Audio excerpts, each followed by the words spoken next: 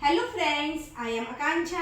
Welcome to my channel. आज हम आप लोगों को शब्द रचना के बारे में सिखाएंगे। तो आइए सीखते हैं। शब्द रचना, शब्द का निर्माण। रचना मतलब निर्माण करना। तो एक शब्द रचना एक या एक से अधिक वर्णों के मेल से बने सार्थक समूह को हम शब्द कहते हैं। वर्ण, वर्ण मतलब अक्षर, यानी कि अक्षरों के मेल से। जैसे यहाँ पे क्या है, एक सेंटेंस हमने लिया है, चिड़िया उड़ रही हैं। ठीक, तो यहाँ देखो तीन वर्ण मिलके क्या बना, चिड़िया। दो वर्ण मिलके क्या बना, उड़। दो वर्ण मिलके क्या बना, रही। एक वर्ण मिलके क्या बना, है। तो इस तरीके से वर्णों के मेल से हमारा क्या बना, शब्द। वर्ण के मेल से क्या बना, शब्द। और शब्दों के मेल से क्या बनता है, वाक्य। देखिए चिड़िया, यहाँ एक शब्द ये हो गया, दूसरा शब्द क्या हो गया, ये, तीसरा शब्द रही, और चौथा शब्द क्या हो गया, है। तो इस तरीके से चिड़िया उड़ रही हैं। तो इस तरीके से चार शब्दों को मिलाकर हमारा क्या बन गया, एक वाक्य बन गया। इसी तरीके से शेर दहाड़ रहा है। तो यहाँ देखिए परिभाषा क्या है, वर्णों के मेल से। तो यहाँ देखिए दो वर्ण मिलके क्या बना दिया, शेर। तीन वर्ण मिलके क्या बना दिया, दहाड़। और दो वर्ण मिलके क्या बना दिया, रहा। और एक वर्ण है। तो इस तरीके से चार शब्द मिलके हमारा क्या बन गया, शेर दहाड़ रहा है। तो इस तरीके से शब्दों के वर्णों से मिला क्या, शब्द, और शब्दों से मिलके क्या बन गया, एक वाक्य बन गया। तो शेर दहाड़ रहा है। तो इस तरीके से चार शब्दों से मिलकर हमारा क्या बन गया, एक सेंटेंस बन गया। इसी तरीके से रवि आम खा रहा है। ठीक है, तो रवि आम खा रहा है। तो रवि में कौन से वर्ण मिलके बना, क्या एक या एक से अधिक वर्णों के मिल। तो यहाँ रा और वा मिलके हमारा क्या बन गया वर्ण, रवि। आम खा रहा है, यानी एक शब्द ये बन गया, दूसरा शब्द ये बन गया, तीसरा शब्द ये, चौथा शब्द ये, पांचवा शब्द। तो इस तरीके पांच शब्दों से मिलकर हमारा ये क्या बन गया, एक सेंटेंस बन गया। यानी वर्णों के मेल से हमारा क्या बनता है, और देखिएगा वर्णों के मेल से हमारा क्या बन गया, शब्द। और शब्दों के मेल से हमारा क्या बन जाता है, वाक्य। ठीक है, अब देखो यहाँ क्या लिखा है, सार्थक समूह। एक सार्थक शब्द होना, सार्थक बनना चाहिए। ये मेन चीज देखो, सार्थक। एक होता है सार्थक, एक निरर्थक। यानी एक सार्थक शब्द बनना चाहिए। ये नहीं कि उल्टा सीधा रोटी वोटी, जैसे नहीं कहते रोटी, रोटी तो दो शब्दों से मिलकर बन गया, दो वर्णों के मेल से। लेकिन वोटी क्या चीज होती है, कुछ नहीं होती है। तो इसी तरीके से एक सार्थक शब्द होना चाहिए। ठीक है, तो इस तरीके अब हमारे शब्दों का वर्गीकरण। अब शब्दों के वर्गीकरण होता है चार प्रकार से। आज हम आपको उत्पत्ति के आधार पर सिखा रहे हैं। उत्पत्ति के आधार पर शब्दों का वर्गीकरण होता है, वो चार प्रकार से होता है। पहला है तुम्हारा तद्भव शब्द, दूसरा है तत्सम शब्द, तीसरा है देशज शब्द, और चौथा क्या है, विदेशज शब्द। तो आइए अब हम सीखते हैं तद्भव शब्द। तद्भव शब्द में क्या होता है, संस्कृत के वे शब्द जो विकृत रूप से हिंदी में प्रयोग किए जाते हैं उन्हें हम तद्भव शब्द कहते हैं। मेन शब्द क्या है, हिंदी। यहाँ क्या है, हिंदी में प्रयोग किए जाते हैं।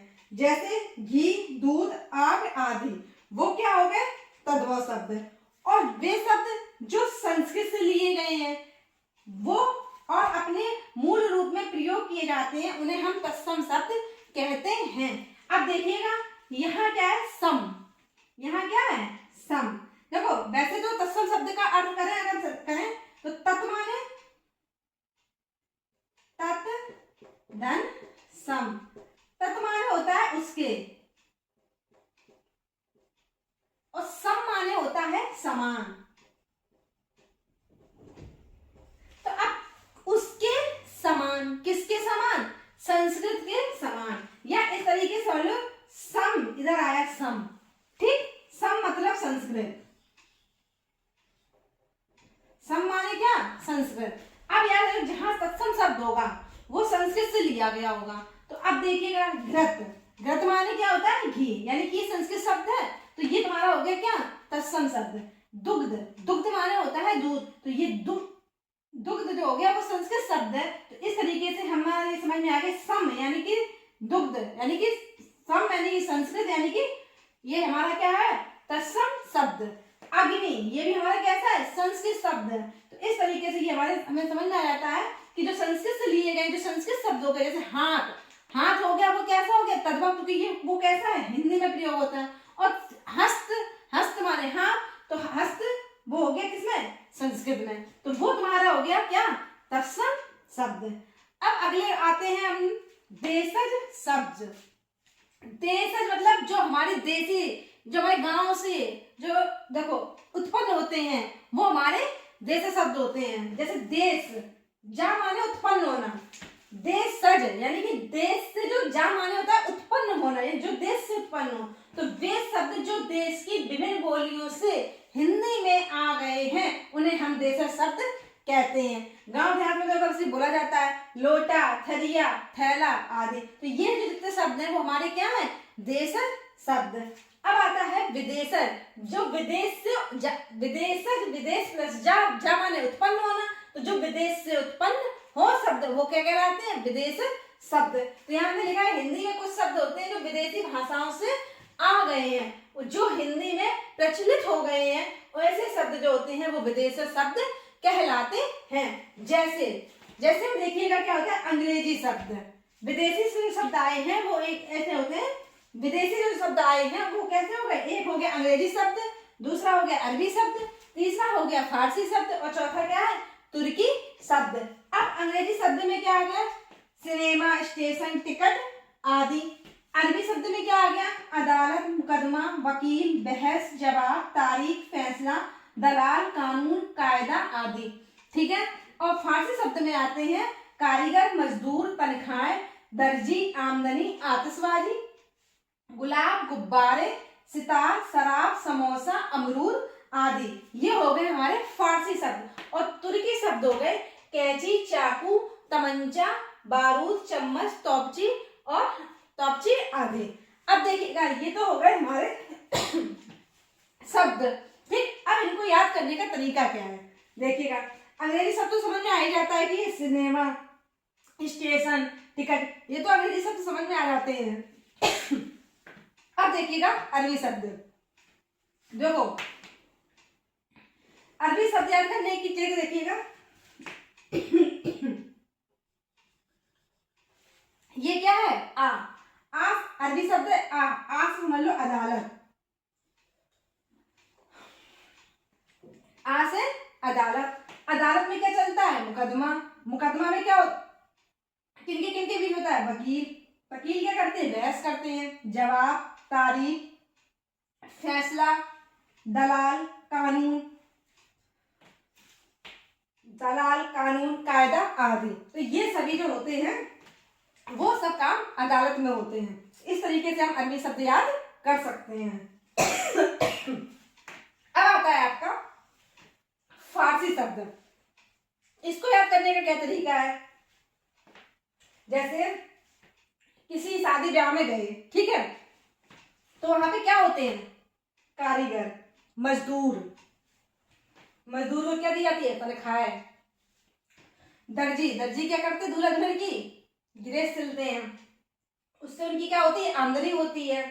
और शादी में क्या चलते हैं आतिशबाजी चलती है, गुलाब, गुब्बारे, सितारे से सजाया जाता है स्टेज, शराब, समोसा, अमरूद से दावत होती है। इस तरीके से हम फारसी शब्दों को याद कर सकते हैं।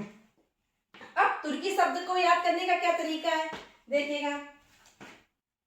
किसी आदमी को मारने के लिए हम हथियार का प्रयोग करते हैं, किसी आदमी को मारने के लिए।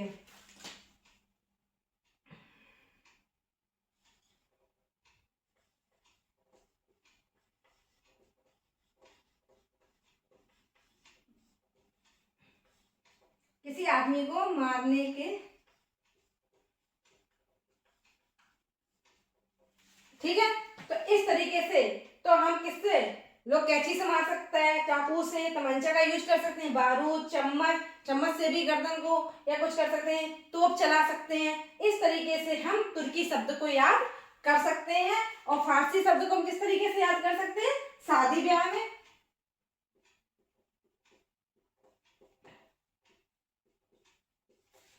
ठीक है। और अरबी शब्द को हम किससे याद कर सकते हैं? अरबी से अदालत, और अदालत में क्या होता है? मुकदमा। मुकदमा में क्या चलते हैं? वकील। वकील क्या करते हैं? बहस करते हैं, जवाब होता है, तारीख होती है, फैसला होता है, उस दलाल होते हैं, कानून बनता है और उसमें कानून। तो ये सब सब किसके अंतर्गत होते हैं? अदालत के अंतर्गत।